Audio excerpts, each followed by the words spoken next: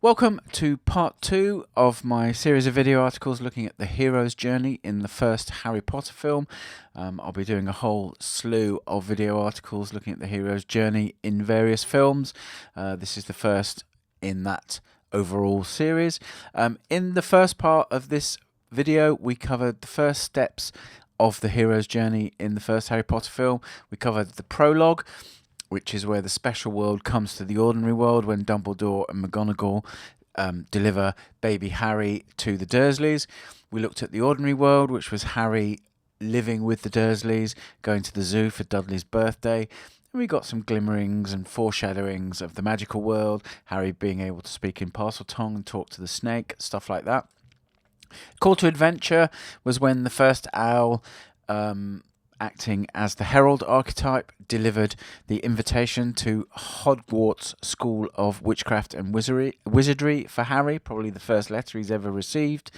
The refusal of the call was not seen it done in this way in any other story that I can think of off the top of my head.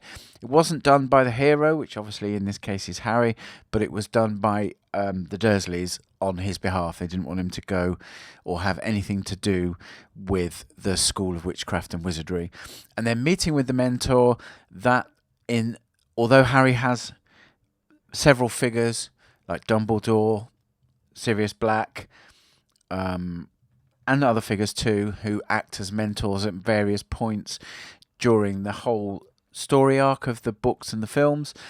In the first film, the mentor is really Hagrid. He's the person with authority at Hogwarts that he has the most dealings with, has the most help from, and Hagrid takes him to Diagon Alley to help him get wands, gowns, books that he'll need for Hogwarts, and so on. And then we left Harry at King's Cross. Hagrid dropped him off there, and that's the next step of the hero's journey that we're going to look at, which is crossing the first threshold. Now, when Hagrid drops Harry off, he's called away on Hogwarts business, and he gives Harry a ticket and leaves him alone at King's Cross. And as mentioned, he's got the gifts from Hagrid acting as his mentor, his owl, the wand, the supplies, etc. And we have the ticket. And the ticket on it says platform 9 3/4, which has Harry perplexed. And he's unsure what to do. He meets the Weasleys by accident. He hears Molly Weasley refer to there being lots of muggles around. And the word muggle was used when Hagrid came to the lighthouse that the Dursleys had taken Harry to try and avoid him getting the call to adventure.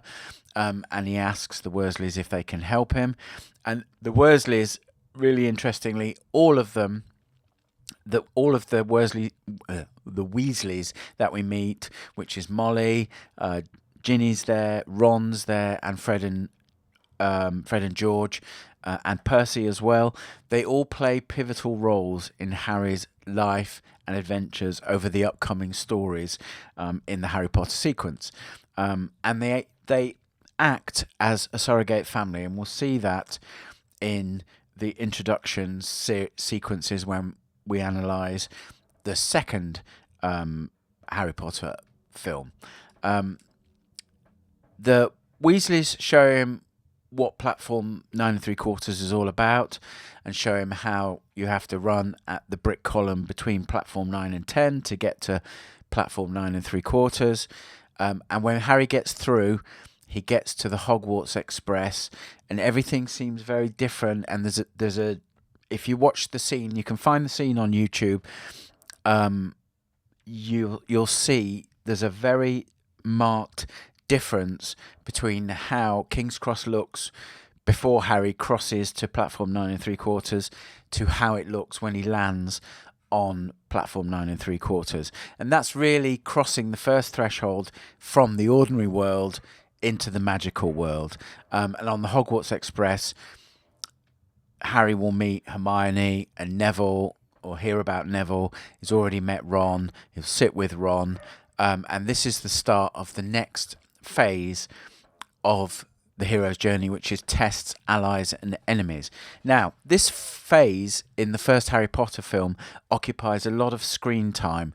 When we get to the part 4 of this mini-series, one of the writing lessons I'll look at will be how the narrative engine of the film is partly driven by lots of questions and open loops, and we'll come back to that in this series.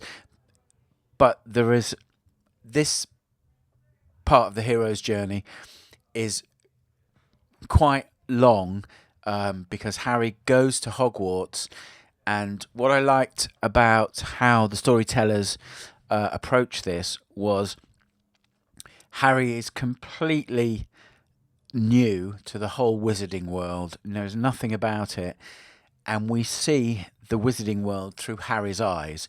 So as he learns about it, we learn about it, and it's a really important story lesson if you're having a character who's going from a place which is his ordinary world going into another place which is the special world, and it's very different for them, and you can use that character to be like the audience's eyes and ears, so that as that character learns about the place, the special world of the story, so the audience does.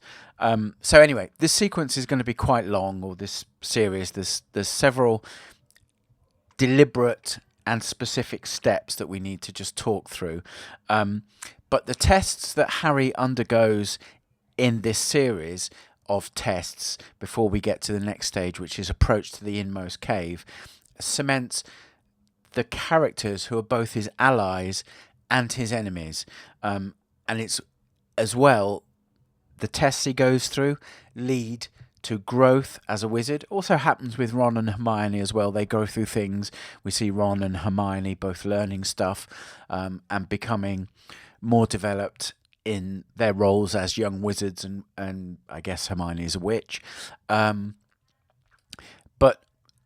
also Harry grows as a person, because when he gets to this point, he's very unsure of himself because he's been treated like dirt by the Wersleys, so he doesn't have a great sense of self-worth and self-esteem. And if you watch the film from that perspective, you'll see by the end that he grows as a person who can make decisions, and who has made friends, and who lots of people look up to, which is a thing that grows through the course of the films, and Harry grows into that role and doesn't just get it because he was the person who somehow killed Voldemort. Okay, so the first of these tests is Harry arriving at Hogwarts and the Sorting Hat, and Malfoy tries to introduce himself. He says something like, so it's true, Harry Potter has come to Hogwarts, but Malfoy also makes some sneering comment about Ron, who Harry's shared the train with, and has become friends with. And Malfoy holds out his hand to be shaken, and Harry doesn't shake it, which is an interesting, what's the word I'm looking for? An interesting parallel with Quirrell, when Harry holds his hand out for Quirrell in the Leaky Cauldron, and Quirrell doesn't shake his hand. So it's like a visual marker that tells us who Harry's friends are and who aren't Harry's friends. And there's also Malfoy's cronies as well, Crabbe and Goyle, and all three of them will be adversaries of Harry right throughout the series of books and films. At the first feast, where before the Sorting Hat is brought out, Dumbledore makes an announcement. The Dark Forest is out of bounds, as is the third floor corridor.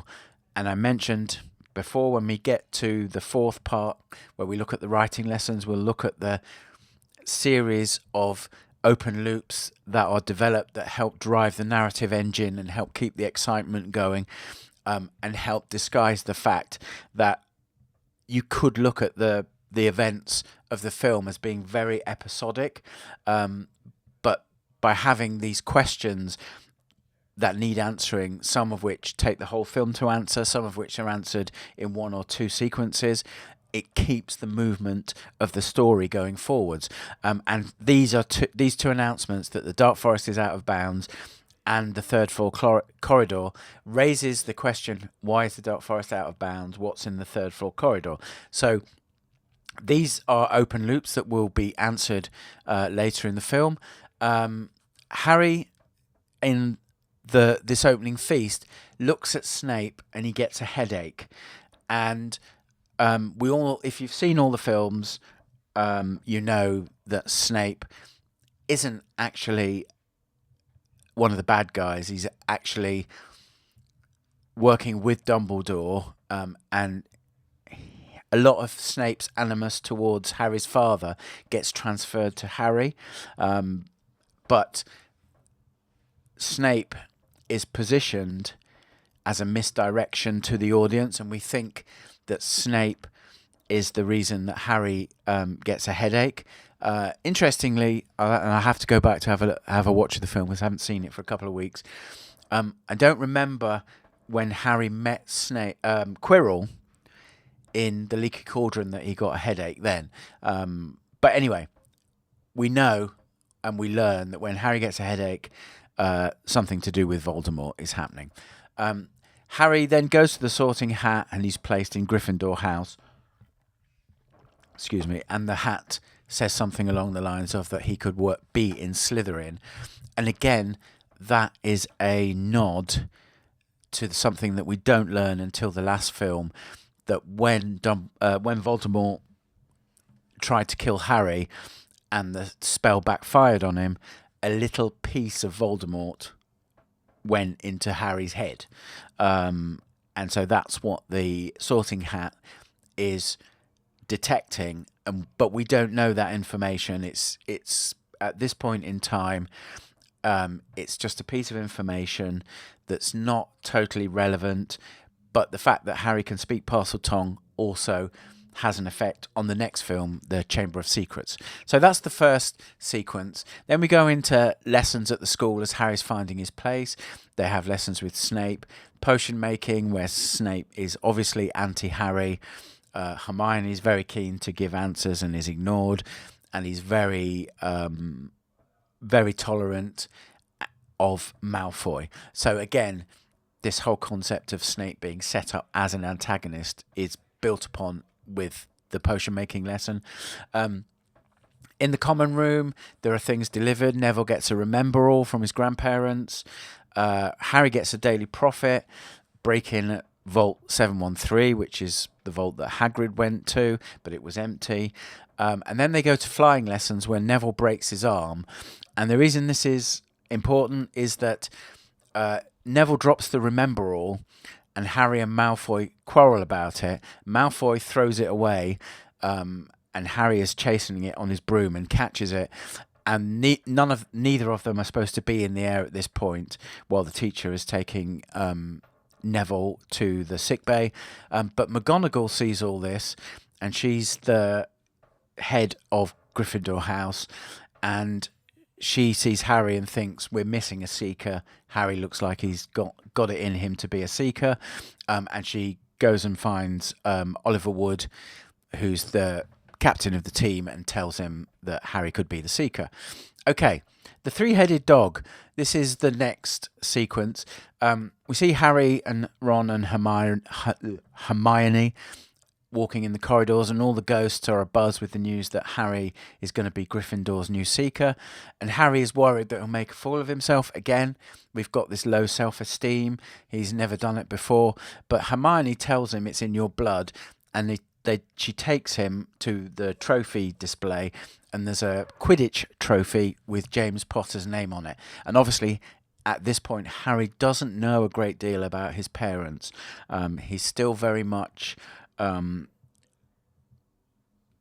affected by his upbringing by the Dursleys, and he's got low self-esteem and doesn't know much about his mum and his dad, Lily and James. So this is really interesting to Harry. Now, normally in a story, I'd put my deliberate practice hat on here and tell you that evolutionary biology wouldn't allow the transference of broomstick riding skills through bloodlines. However, it's a fantasy story about wizardry, so we can just accept that, even though there's no to really be a thing. James Potter would have to be descended from generations and generations of seekers. So, anyway, that's just a deliberate practice aside. They go back to the common room, but the stairs move, and they end up on the deserted third floor. Fitch's cat comes along and they have to hide from Fitch. And when Fitch has left, they discover that behind them is a three-headed dog, which chases them off. But Hermione says the dog was guarding a trapdoor, so they know. So they're starting to figure out the puzzle of what was in Vault 713 that Hagrid's brought back to Hogwarts. What could it be? Who's after it? Etc. etc. Okay, the next short sequence is Quidditch, and Oliver Wood teaches Harry the rules of Quidditch. And he says Harry is the seeker. He has to catch the golden snitch. Excuse me 1 second. Now, this is important because being on the Quidditch team has status within the school, but also Harry has to use those skills to pass one of the tests when they are trying to get to the place where Dumbledore has hidden the Philosopher's Stone. So the Quidditch is important, and over the course of the 7 stories, it allows for more antagonism with Malfoy when Malfoy steps into the team. I think in Chamber of Secrets, Malfoy is featured in the Slytherin team.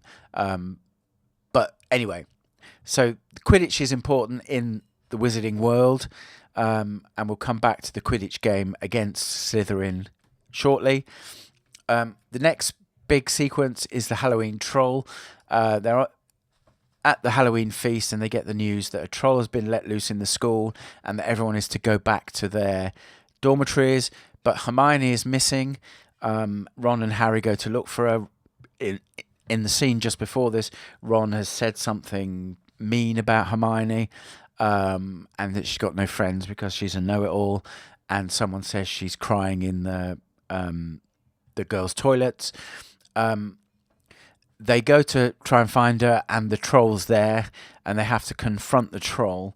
And through a combination of various things, they defeat the troll, and Snape and McGonagall turn up, and Harry notices that Snape has a gash on his leg, and this will be something that they think Snape has tried to get past the three-headed dog, and he's been bitten, again setting Snape up as if he's the antagonist.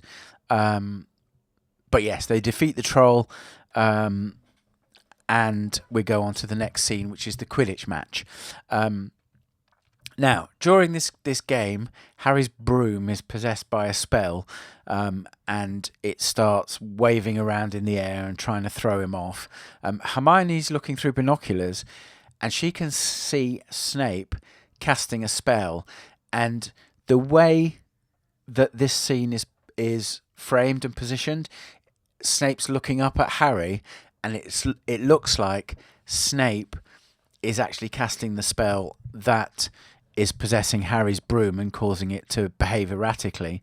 But if you watch it again really carefully, you'll see that Quirrell is in the background of the frame, also casting a spell. So all of these clues are subtly weaved into the narrative to give you misdirection. So you think, Snape is the baddie, and then we get towards the end of the movie, and everything turns around and we get to reevaluate all this. Hermione goes over to the stand where Snape and Quirrell are sitting, and she starts a fire underneath the stand, and in the rush to get away from the fire, they're both knocked over, and no longer maintain eye contact, so the spells are stopped, which means Harry is free and he can regain control of the broom, and he catches the snitch and he wins the game. So Harry's a bit of a hero, but again, it shows Harry's allies helping him, as well as Harry starting to step into his role as who he is and doing things under the power of his own agency. Okay, next sequence of importance is Fluffy. Harry and Ron and Hermione talk to Hagrid and share their suspicions about Snape with him. Hagrid insists that Snape wasn't casting a spell against Harry and there's nothing wrong with Professor Snape. Hagrid also reveals the three-headed dog is called Fluffy, and he says whatever Fluffy is guarding is between Dumbledore and Nicholas Flamel. And Hagrid, when he's talking, gives away pieces of information because his mouth runs away before he can think, and this is one of those moments. We then go to Christmas. We can see Ron and Harry playing wizard chess. Harry gets a present, much to his surprise. It's the cloak of invisibility that his father used to have. And Harry finds the mirror of Erised. And if you don't remember, when you look in the mirror of Erised, you see what you most desire. Harry sees his parents and he goes and fetches Ron, and Ron sees himself as the head boy winning Quidditch, and Ron says to Harry, does this mirror show you the future? And Harry said it can't do because my parents are dead and they can't be resurrected. So at this point we don't know what the mirror is all about, but Dumbledore catches Harry going back to the room and looking at the mirror, and he tells Harry that what it actually shows is the person who's looking at it what they most desire, and there are people who've wasted away looking into the mirror. So he removes the mirror, but again, this is an important narrative question that's raised. Where's the mirror gone? And we'll see the mirror turn up in the finale of the story. Next sequence, Hermione discovers in the library that Nicholas Flamel is connected to something called the Philosopher's Stone, which gives long life, and apparently Nicholas Flamel is 660 or something like that. They go to Hagrid. Again, they still have suspicions that Hagrid is trying to steal it because they now think that's what Fluffy's guarding. But Hagrid insists Snape is helping protect it. But Malfoy's watching them at Hagrid's hut, and Harry and Malfoy get a detention because they're out at night when they shouldn't be. And the detention is to go with Hagrid into the Dark Forest, which of course is out of bounds. And Malfoy says, we can't go into the Dark Forest because there are werewolves. And Fitch says there's far worse than that. So Harry and Malfoy follow Hagrid into the Dark Forest. And Hagrid finds some unicorn blood on the ground. Fang growls, and Harry's head starts hurting. So again, we've got that connection with Voldemort, causing Harry to have a headache. They see a figure bent over a wounded unicorn, but a centaur comes and scares it off. And he confirms to Harry that the figure is Voldemort and that the Philosopher's Stone is in Hogwarts. So pieces of the puzzle are starting to come together for Harry. But Harry still thinks Snape is the person who is trying to get it, and he wants it to give it to Voldemort because that will help Voldemort regain. They think Voldemort is killing the unicorns and using the blood to maintain his wraith shape. And then he thinks Snape is trying to get it, so he's working with Voldemort to give it to Voldemort. So the Tests, Allies and Enemies was a long series of events, but it sets up friendships and enmities that will last throughout the course of the 7 books and the 8 films. It sets up different skills of the allies, which we'll see when we get to the Supreme Ordeal. It also sets up Snape as an enemy, and it's worth watching back to see how it's done, to see all the misdirection, so that we think Snape is a bad guy and he's working with Voldemort, but Snape is playing a different game and he's working with Dumbledore. And we've got two main steps of the hero's journeys left. We've got the approach to the inmost cave, and then we've got the Supreme Ordeal. There are another 3 steps, which are return with the elixir, return to the ordinary world, and there's another one. I mean, it's gone out of my head. Those 3 steps are really compressed, and only the return doesn't really happen, but we see it in a line of dialogue. Anyway, we'll get to the remaining 2 steps in the next episode, and we'll also briefly talk about those the other 3 steps as well that are sketched over. So that'll be in part 3, and we'll then look at the writing lessons from applying the lens of the hero's journey to the first Harry Potter film in part 4. If you've got any questions on this, you can email me, paul@deliberate-practice.com. And if you're a frustrated aspiring fiction writer, you might be interested in what I've got to offer at the Writing Vault. Link will be in the description of the video. Monthly membership. It's inexpensive. There's lots in there, and literally new things go in every day. All of these videos, by the way, go in with time-stamped fractal overviews of them. So I'm not sure how long this one's gone on for, probably about 20 minutes it feels like. But if you have watched this and there was a specific part you want to get to, you can find it in the vault, use the timestamp overview, and go straight to the portion that you want to get to. So I will catch you in part 3 when we look at the remaining sections of the film through the lens of the hero's journey, and thank you for watching.